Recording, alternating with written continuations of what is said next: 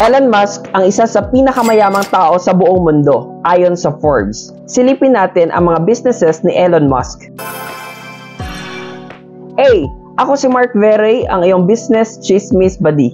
Si Elon Musk ang CEO at co-founder ng Tesla Motors. Gumagawa sila ng mga electric vehicles. Binili ni Elon Musk ang Solar City noong 2016, kaya sila na ang may-ari ng company na to na nagbebenta ng energy storage and generation products tulad ng mga solar panels. SpaceX.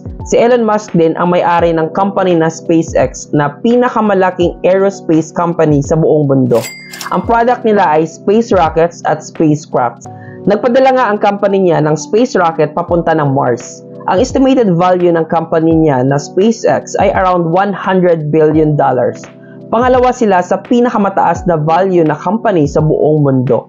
Si Elon Musk din ang may-ari ng Starlink. Ito ay isang internet service provider na gumagamit ng mga satellite para mag-broadcast ng internet.